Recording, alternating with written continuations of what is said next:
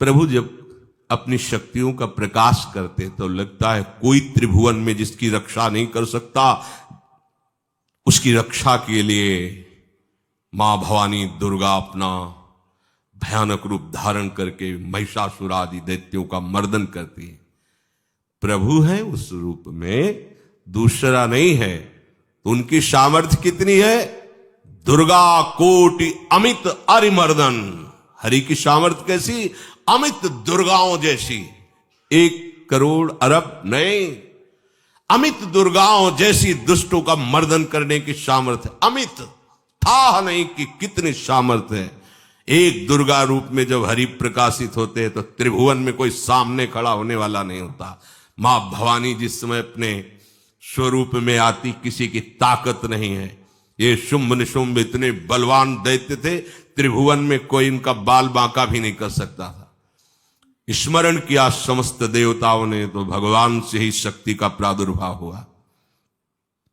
इतना सुंदर रूप मां भगवती का। शुंभ निशुंभ के पार्षद घूमते रहते थे, उन्होंने देखा, जाके बताया कि आपके महल में जितनी सुंदरियां उसकी दासी बनने योग्य भी नहीं, ऐसी सुंदरी का हमने दर्शन किया। बोले मेरा जाके परिचय बताओ। बोले ऐसा नहीं लगता कि आपके परिचय बताने से केवल आ जाएंगी। तो उनका अगर ऐसा नहीं तो केश कर्षण निर्धूता गौरवा मां गरिष्यति। उसके गौरव को धूल में मिलाते हुए बाल पकड़कर घसीट कर हमारे पास लाओ। मार्कंडेय पुराण। उनके पार्षद गए और बताया हमारे मालिक शुंभ निशुंभ है, उनका आदेश है कि आप महल में चलो और आदर सहित, अगर आप ऐसा ना करती हैं तो मैं आपका निरादर करते हुए बाल पकड़कर घसीटते हुए ले जाऊंगा। देवी जी ने मुस्कुरा दिया और कहा अपने मालिक से कह दो जाकर के कि हम उसी की आज्ञा पालन करती जो हम पर युद्ध में विजय प्राप्त कर ले। वो जाके बोले हाँ वो तो मतवाले, त्रिभुवन में कोई जोड़ ही नहीं था। आए और उद्दंडता पूर्वक वचन बोलने लगे। माता जी ने कहा बस तब तक बोल ले जब तक मैं मधु का पान कर रही हूं। बस ये पान करते ही तेरी जीवन लीला समाप्त हो जाएगी। ऐसा ही हुआ। जो ही पान करके सिंह पर सवार होकर गर्जना की, सारा का सारा अहंकार धूल दूषित हो गया, काट के फेंक दिया। ऐसी अनंत अमित दुर्गाओं जैसी सामर्थ्य हमारे प्रभु श्री हरि में, अमित दुर्गाओं जैसी, क्योंकि अनंत शक्तियों के स्वामी हैं। उनकी लीला में क्यों में हो? अरे वो जब करुणा करते हैं, अपनी महिमा से उतरते हैं, तो भक्त जब ऐसे कर देता है तो डरप जाते हैं।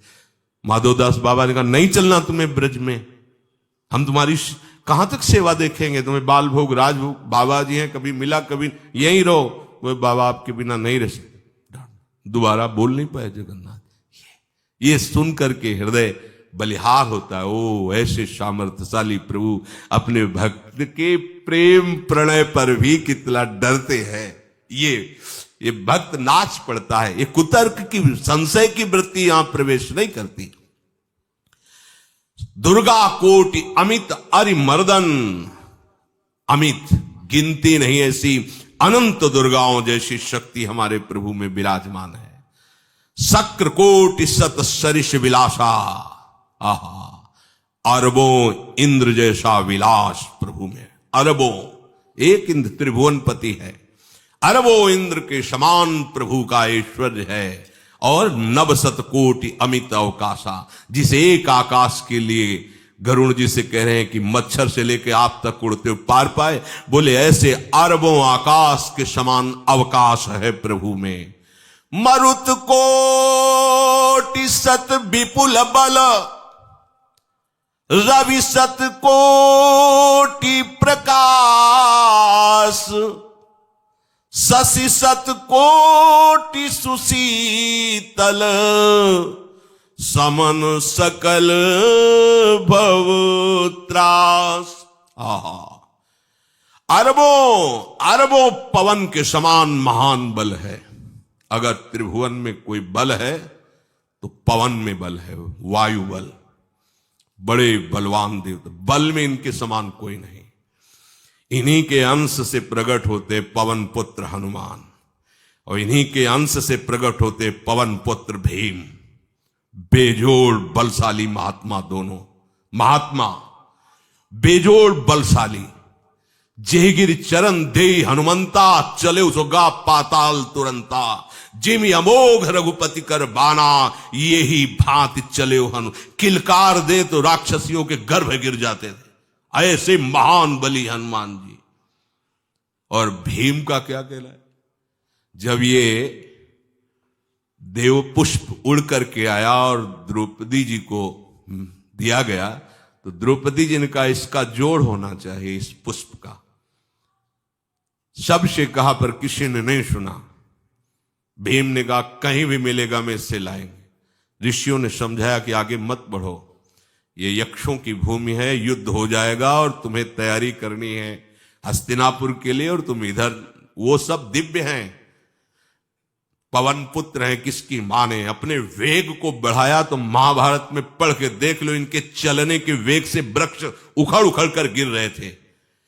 ऐसे जब चल रहे थे तो चलने के वेग से वृक्ष उखड़ जाते थे भीम के। तो हनुमान जी ने सोचा किसी के समझाए तो समझेंगे नहीं, तो आगे पवन पुत्र ही बैठ गए, बूढ़े बानर का वेश लेकर, लंबी पूंछे से। मार्ग में मर्यादा है, किसी पशु को भी नहीं लांघना चाहिए। विवेकवान उपासक ऐसा नहीं कि कोई सो रहा है पशु भी आप उसे लांघ जाए, ऐसा नहीं। जो विवेक है, जो मर्यादा है, वैसे किसी सोते हुए को लांघना नहीं चाहिए। उन्होंने कहा है वृद्ध बानर ये अपनी पूंछ हटा ले और मार्ग दे दे, इस समय मैं विशेष कार्य के लिए जा रहा हूं। तो उनका जब कही दिया है वृद्ध, तो आप समझ ही रहे होगे कि वृद्ध में क्या ताकत होती। अब मेरी ताकत पूंछ हटाने की नहीं रह गई है, आपने तो वृद्ध ही कह दिया है, तो आप समझ रहे हो ना, आप पूंछ हटा लीजिए। कहा हमारी आज्ञा की अवहेलना करे, ऐसे उठी नहीं, दोनों हाथ लगाया, नहीं उठी, पूरी ताकत लगा दी। पवन पुत्र भीम की पूरी ताकत लग गई, पूछ जरा से भी नहीं ली। हाथ जोड़ के खड़े बोले हम समझ गए हमारे बड़े भ्राता आप हनुमान जी हैं, क्योंकि ऐसा कोई बानर सृष्टि में पैदा नहीं हुआ कि मैं उसकी पूंछ ला हिला सकूं।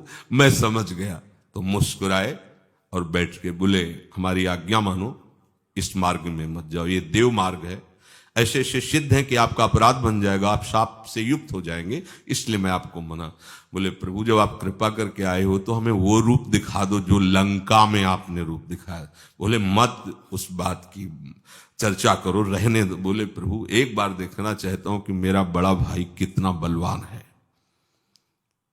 हनुमान जी ने कहा फिर देख लो। कनक भूधरा कार शरीरा, समर भयंकर अति बल। कांप गए भीम जी, हाथ जोड़ बोले भैया स्वर्णिम कांति, वो भयानक उनका रुद्र रूप, कांप गए भीम, कांप गए। वायु में अगर बल में देखा जाए तो सबसे ज्यादा वायु बलवान है। भगवान कैसे है? मरुत कोटि सत विपुल बल, अरबों वायु जैसी महान ताकत हमारे प्रभु में है, संशय नहीं। वो अगर छोटी सी कार्य के लिए सहयोग लेते हैं, ए उठवा दो, ऐसा कर, भक्तों के साथ वो विनोद करते, लीला करते हैं, नहीं उनमें बल कितना है। ऐसे पवन पुत्र हनुमान जिनके चरणों को ऐसे गोद में लिए रहते हैं। एक उपनिषद में चरित्र आता है कि असुरों पर विजय प्राप्त करने के कारण देवताओं को गर्व हो गया और सभा में नृत्य गान चल रहा था। भगवान जब किसी पे गर्व करते हुए देखते हैं तो उनको अच्छा नहीं लगता। फिर सृष्टि के विधान के प्रधान अधिकारी जब देवतागण और देवराज इंद्र और उन्मत्तता, विजयश्री में उन्मत्तता आ जाती है, तो भगवान ने एक यक्ष का रूप धारण किया और सभा के प्रधान द्वार पर दिखाई दिए। देवराज इंद्र ने कहा कि पता लगाओ ये कौन है, बिना आज्ञा के बिना सूचना के कैसे आ गया ये, क्योंकि त्रिभुवन पति है ना। अग्नि देवता ने कहा मैं जाता हूं, पता लगा के आता हूं, क्योंकि किसी बलवान का परिचय पूछने के लिए निर्बल को नहीं भेजा जाता। अग्निदेव गए और कहा आप अपना परिचय दीजिए, कौन हो और यहां कैसे आए हो। तो उनका परिचय लेने के पहले हम आपका परिचय जानना चाहते हैं, आप कौन हो। उन्होंने कहा कि मैं अग्निदेव हूं। सामर्थ्य आपकी, त्रिभुवन को उपले की तरह भस्म कर सकता हूं। मैं समस्त प्राणियों के उदर में बैठकर अन्न और जल का पचाकर जीवन दान देता हूं, जीवन पोषण करता हूं। अच्छा, एक तिनका फेंका, हम तुम्हारी बात तभी प्रमाणित, ये उपनिषद की बात, हम तुम्हारी बात तभी प्रमाणित मानेंगे जब तुम इस तिनके को जला दोगे। अब कोई अग्नि देवता से तिनका जलाने की बात कहे, सहज में दृष्टि डाली, कुछ नहीं हुआ, पूरा पावर लगा दिया। यक्ष जी ने मुस्कुरा कर कहा तुम तो कहते थे पूरे त्रिभुवन को उपले की तरह जला दूंगा, अब गिरीवा झुकाई पहुंचे। देवराजेंद्र ने कहा कौन है। बोले असमर्थ रहा उनका परिचय जानने में, वायु देवता। आप अपना परिचय बताइए। तो आप अपना परिचय जो आए हो तो हमें पहले बताओ, तब हम अपना परिचय दें। तो उनका मैं महान देव वायु हूं। बल आपका, संपूर्ण जीवों का जीवन हूं। अगर मैं रुक जाऊं तो एक भी क्षण सृष्टि टिक नहीं सकती, क्योंकि सब वायु से जीवित है। और मैं पूरे ब्रह्मांडों को तिनके के से उड़ा सकता हूं। यह तिनका है, उड़ाओ। पूरी ताकत लगा दी वायु देवता ने, तिनका नहीं उड़ा। ग्रीवा झुकाई, वापस चले गए। अब देवराज इंद्र उठे, जे ही नजदीक पहुंचे यक्ष अंतर्धान हो गए और देखा साक्षात ब्रह्म विद्या, दूर से मूर्तिमान ब्रह्म, और डांट लगाई कि तुम उनसे संभाषण करने योग्य भी नहीं हो, क्योंकि तुम सबसे बड़े सिंहासन पर बैठे हो और अहंकार करते हो। तुम्हारे देवता सब सामर्थ्यहीन है, एक तिनका भी अग्नि नहीं जला सका, एक तिनका भी वायु नहीं उड़ा सका। अरे जिनकी शक्ति से शक्तिमान वो भगवान स्वयं आए हुए थे, कांप गए देव। अहंकार मत करो, जाओ। भगवान के बल से तुम विजयी हुए, देवताओं के बल से नहीं। देवताओं में जो शक्ति है वो उन्हीं के अंश से आई हुई है। अरबों वायु के समान महान बलशाली हमारे श्री हरि, अरबों सूर्यों के समान उनका प्रकाश, अरबों सूर्यों के समान प्रकाश, अरबों चंद्रमाओं के समान सुशीतलता, समस्त भयों और दुखों का नाश करने वाले प्रभु श्री हरि। काल कोटि सत सरिसती, दुस्तर दुर्ग दुरंत, धूम के तु सत कोटिशम, दुराधरस भगवंत। अरबों कालों की सामर्थ्य, अरब नहीं अरबों कालों की सामर्थ्य भगवान, एक काल अनंत ब्रह्मांडों में तांडव मचाए रखा है। अरबों काल, अमित बलशाली, अत्यंत दुस्तर, दुर्गम, दुरांत। कौन? प्रभु श्री हरि। अरबों धूमकेतुओं के समान अत्यंत प्रबल सामर्थ्यशाली प्रभु, अगाध सत कोटि पताला, शमन कोटि सत सरीश कराला, तीरथ अमित कोटि सम पावन, नाम अखिल अघ पूग नशावन। कितने अथाह हैं प्रभु? बोले अरबों पाताल से भी बढ़कर, अरबों पाताल से भी बढ़कर गहरे हैं, कोई था नहीं पा सकता। कितने भयानक हैं? अरबों यमराजों से भी ज्यादा भयानक प्रभु श्री हरि है। अनंत कोटि तीर्थों को भी पावन करने वाले परम पवित्र जिनके श्री चरण है, वो तीर्थपाद श्री हरि है। अनंत तीर्थों की उनका नाम ही संपूर्ण विश्व के पाप समूहों का नाश करने में समर्थ है। हिमगिरि कोटि अचल रघुवीरा, सिंधु कोटि सत समगंभीरा,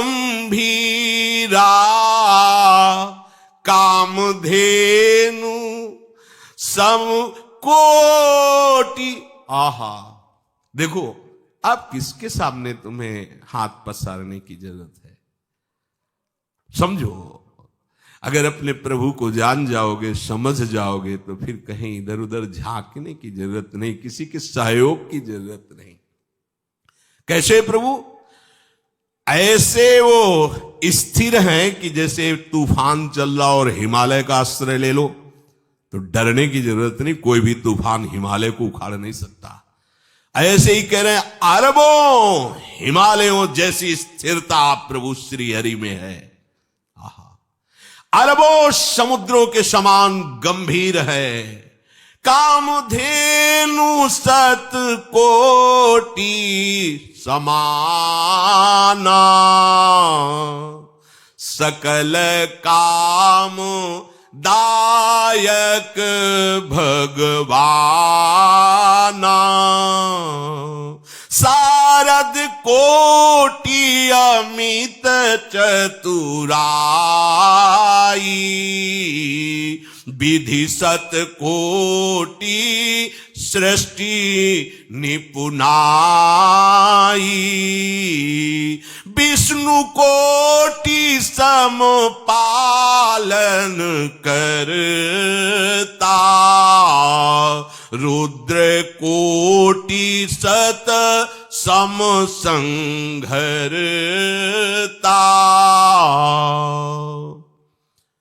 अरबों कामधेनुओं के समान प्रभु श्री हरि हैं। एक कामधेनु मिल जाए तो निहाल हो जाए। है हमारे श्री हरि कैसे? अरबों कामधेनुओं के समान है। इच्छित कामनाओं की पूर्ति कर दे उसे कामधेनु कहते हैं। प्रभु में कितनी चतुरता है! अनंत कोटि सरस्वतियों की एक सरस्वती ब्रह्मांडों का संचालन करती है, बुद्धि के अधिष्ठात्र देवी हैं। और यहां क्या, हमारे श्री हरि अनंत कोटि सरस्वतियों की चतुराई समाई हुई है। अरबों ब्रह्माओं के समान सृष्टि रचने में समर्थ। एक ब्रह्मा प्रकट कर दिया, एक वैभव प्रकट हो गया। अरबों ब्रह्माओं जैसी सामर्थ सृष्टि रचना की प्रभु में है। आहा! और अरबों विष्णुओं के समान पालन करने की सामर्थ प्रभु में है। अरबों शंकर के समान संहार करने की सामर्थ्य प्रभु में है। धनद कोटि सत समधन वाना, माया कोटि प्रपंच निधाना, भार धरन सत कोटि अहिसा, निरवधि निरूपम प्रभु जगदीसा। अरबों कुबेरों के समान धनवान है। अरबों मायाओं के समान सृष्टि करने में सामर्थ्यशाली है। अरबों शेष भगवान के समान अनंत भार उठाने में समर्थ है। जगदीश्वर प्रभु श्री हरि की कोई उपमा, कोई सीमा नहीं है। ये उपमा रहित और सीमा रहित है। निरुपम न उपमा आन राम समान, राम निगम कहे, जिम कोटि सत खद्योत समु, रवि कहत अति लघुताल है। यही भांति निज निज मति विलास, मुनीस हरि बखा नहीं। प्रभु भाव गाहक अति कृपालु, सप्रेम सुनि सुख मानहि। प्रभु भाव गाहकु अति कृपालु, सप्रेम सुनि सुख मानहि। प्रभु श्री हरि उपमा रहित हैं, उनकी कोई अनंत ब्रह्मांडों में किसी से उपमा नहीं दी जा सकती। प्रभु के समान केवल प्रभु हैं, ऐसा वेद कहते हैं। अरबों जुगुनियों के समान यदि सूर्य को कहा जाए तो सूर्य का अपमान होता है, सम्मान नहीं। ऐसे ही जो अभी तक वर्णन किया गया उसको समझो। अरबों जुगनुओं के समान यदि सूर्य को कहा जाए तो सूर्य की प्रशंसा नहीं, एक तरह से अवहेलना है।